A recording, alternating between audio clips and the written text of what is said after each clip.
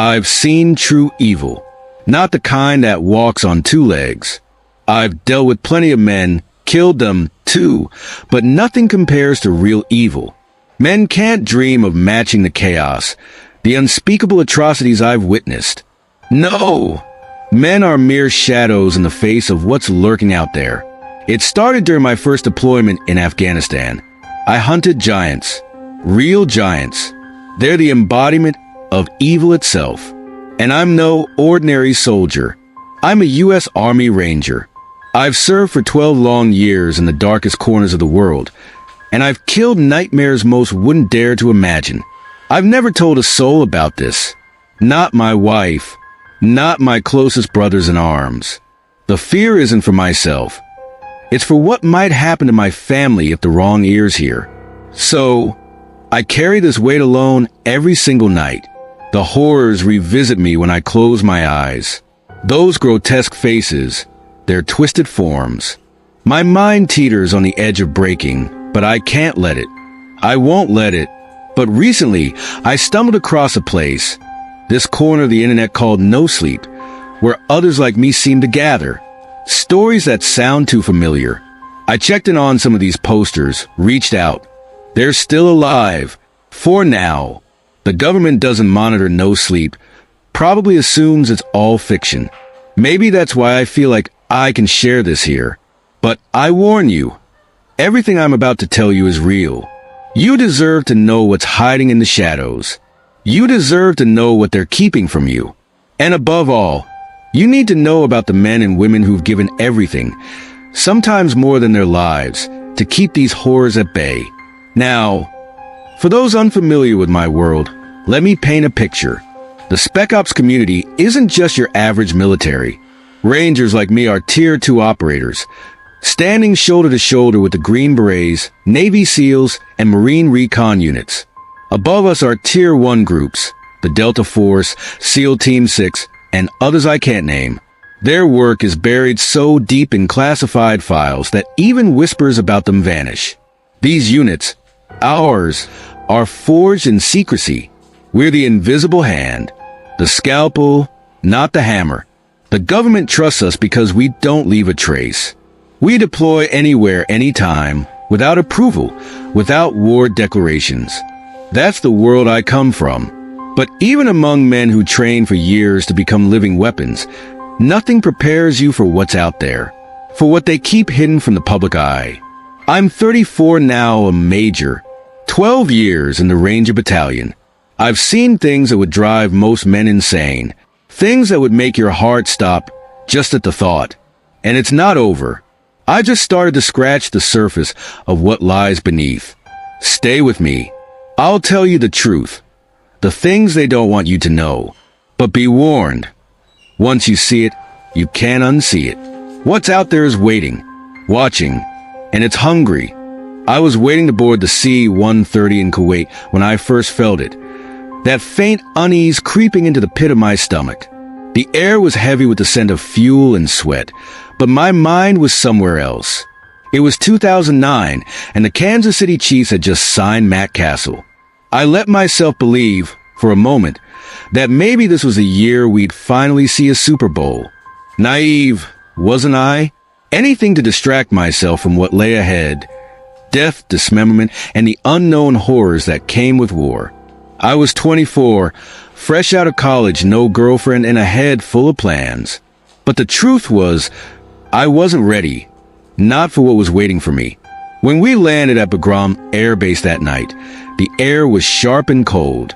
The inside of the C-130 was bathed in dim green light, casting eerie shadows across the soldiers around me. Their faces looked alien under the glow, their eyes hollowed out by the color. The pilot's voice crackled through the intercom, telling us to strap in as we made a tactical descent. Flares erupted outside, painting the sky in bursts of light to throw off any RPGs that might be aimed our way. A nervous private whimpered in the corner, his helmet pulled low over his face. I made eye contact with an NCO who growled, "Cut it out, or I'll give you something to cry about," before rolling his eyes with a smirk. The ramp slammed down with a deafening metallic crack, and we spilled into the darkness. I followed Sergeant Vasquez, a towering mass of muscle and authority. He looked like the final boss in a video game. 6'5", built like a brick wall, and carved out of pure intimidation. "Grab your gear and move," he barked, his voice slicing through the chaos like a knife. Vasquez led me to a storage container outfitted as sleeping quarters. Inside, the air was stale, the plywood walls doing little to muffle the noise outside. "Drop your stuff and head to the TOC. Commander wants you there now," he ordered before vanishing into the night. The Tactical Operations Center was alive with noise. Radios crackling, monitors flickering, and soldiers barking orders. The air buzzed with tension. Something was wrong. Something big. My commander, Lieutenant Colonel Williams, greeted me with a grim expression. He didn't waste time on pleasantries. "You're in the big leagues now. Shut up, follow orders, and listen to Captain Stone." He motioned me into a side room, and as I stepped inside, my stomach tightened. This wasn't a normal briefing. Around the table sat 8 men, their faces hardened and unreadable. Green berets, an OGA team. Their silence was heavy, almost suffocating. Lieutenant Colonel Williams began the briefing. His voice was steady, but his words carried an undercurrent of urgency. "Team 329 went missing 4 hours ago," he said, pointing to a map of the desolate Elysee Mountains. "Last transmission was broken, barely intelligible, but they got 2 words through before the signal cut out." He paused, his eyes scanning the room. "Something's hunting." The room went silent. No one moved, no one breathed. Something primal stirred in the back of my mind, an instinct buried deep in the DNA of humanity itself. This wasn't war. This wasn't combat as we knew it. This was something else entirely. They'd been escorting a CIA operative to a cave high in the mountains, but we weren't told much more than that. The CIA, as usual, was playing their cards close to the chest, keeping us in the dark. We had no idea what we were walking into. The mission brief was vague, but I knew one thing for sure. Something was off. Something about this mission was wrong. My commander, Lieutenant Colonel Williams, seemed just as unsettled. "We're sending in Team 357 for search and rescue," he said. "You and Vasquez are tagging along to learn from Captain Stone and his team. Your platoon's tied up for the next few days, so it's your chance to get some real experience." But the unease never left me. Something in the air, something unseen, was gnawing at my gut. When we met Captain Stone and his team at their stripped-down Humvees, my suspicions only deepened. The vehicles looked like dune buggies with miniguns mounted on top. Designed for speed and firepower, not for a simple search and rescue. Captain Stone locked eyes with me. His gaze was intense, steady, but there was something behind it, fear. He raised his hand above his head, signaling. "Aim high," he ordered. I nodded and replied, "Roger, sir," but there was something strange in his eyes. Another signal, "No, aim higher." I froze for a moment, unsure of what he meant, but then pushed it out of my mind. We piled into the vehicles and left Bagram, still pitch black outside, our NVGs cutting through the darkness. The desert stretched on for miles, and I found myself constantly scanning the perimeter, waiting for the inevitable ambush.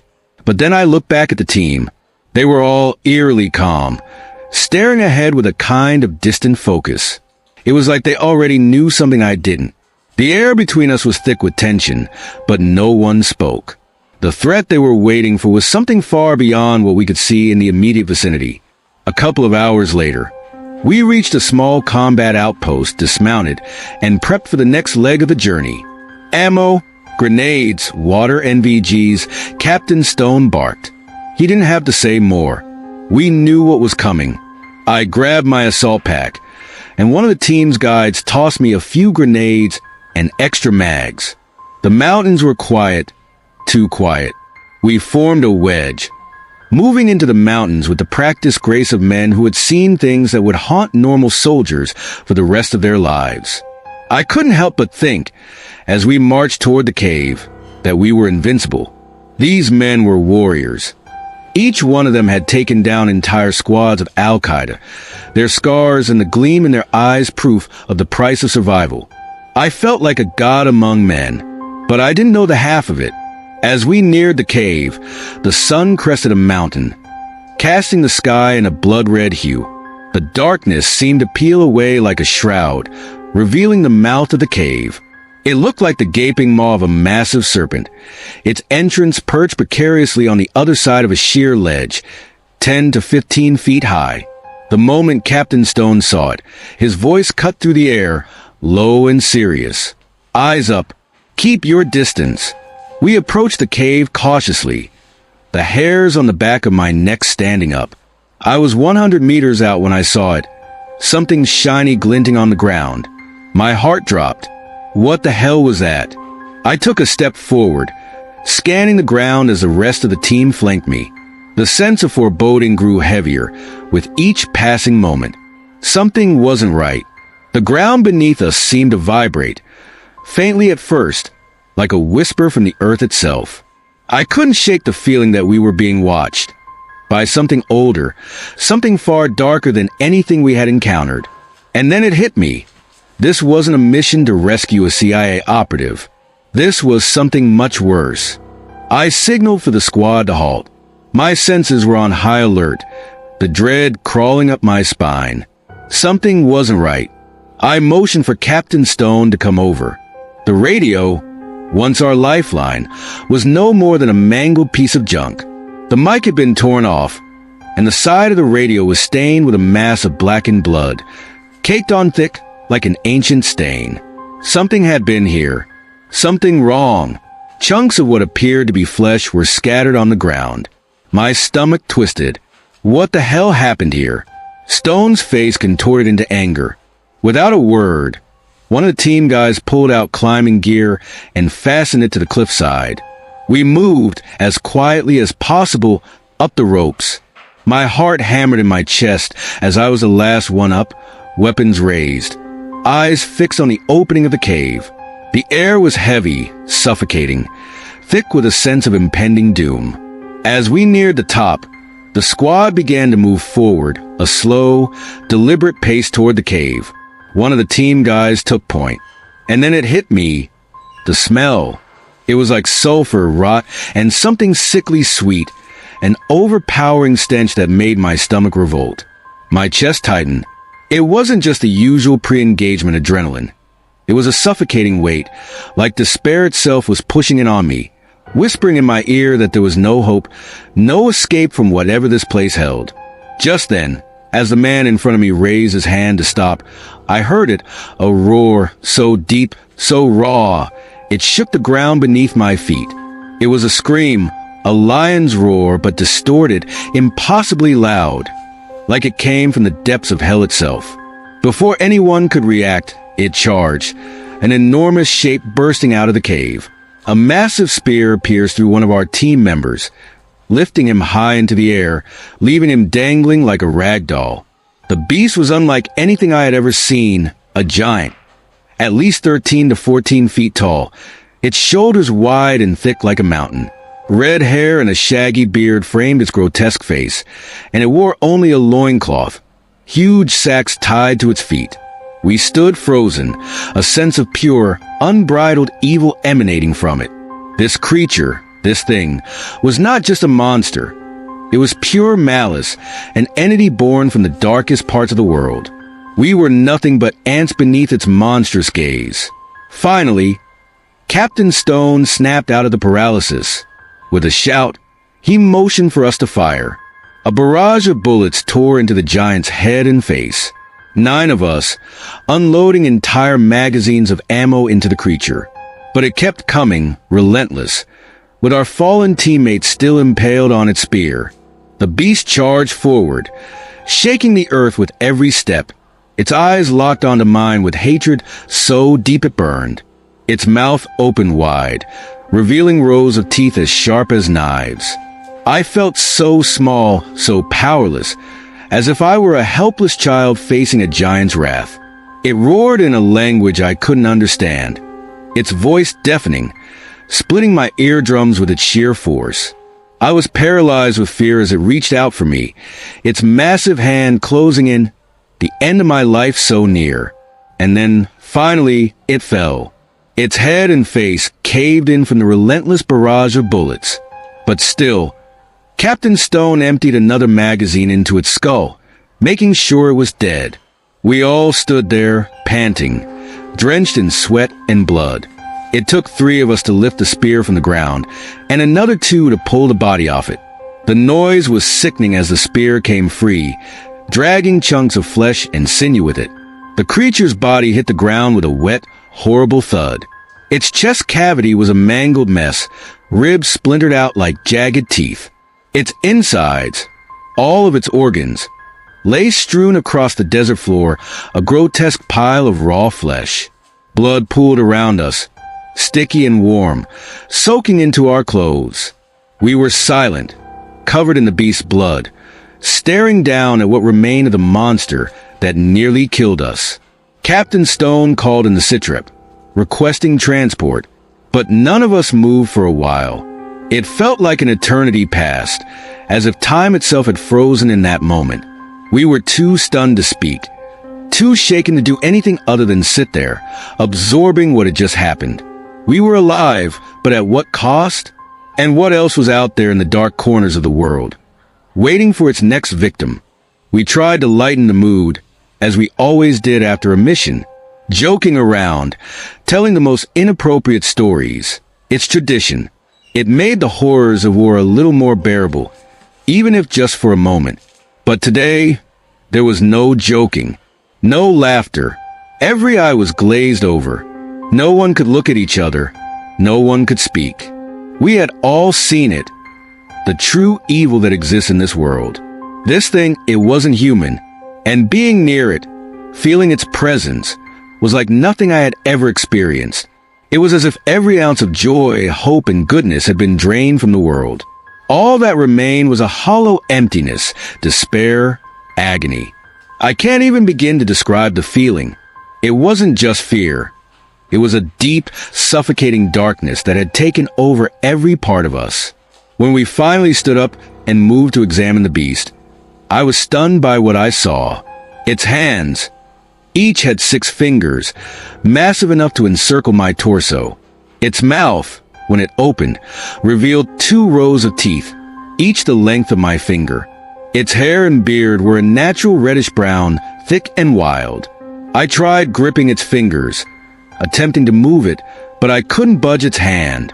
The spear, still dripping with blood, was as heavy as the logs used for training exercises, requiring 6 of us to lift it. We stepped into the cave, and the scene inside was unimaginable. Hundreds of human bones, chunks of skin, military uniforms, and discarded weapons littered the floor. M16s, AK-47s, and rusted ancient spears, and shields were scattered about. The weapons, the trophies, it was like someone had been collecting them. But who? As we stood there, trying to process what we were seeing, the CIA operatives showed up, a bunch of them, looking unbothered, as if they had seen this before. They walked past us, grabbing a knife and beginning their work. They didn't even acknowledge us, and one of the team's sergeants muttered under his breath, "Freaking clowns." The operatives proceeded with their own business, unloading a forklift full of cargo nets. They began wrapping up the beast, preparing to take it with them. One of the agents pulled out a pre-filled closure report, detailing how the CIA had been ambushed by Al-Qaeda in the area. The agent handed it over to Captain Stone, who signed it without hesitation and motioned for me to do the same. I signed the report, unsure of what I was signing away, but the look in the agent's eyes made it clear. I could never speak of this.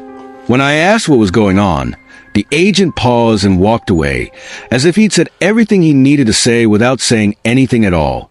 After we returned to the base, we underwent a full debriefing. Some guys were stationed in the corners of the room, making sure we didn't talk about what we'd seen.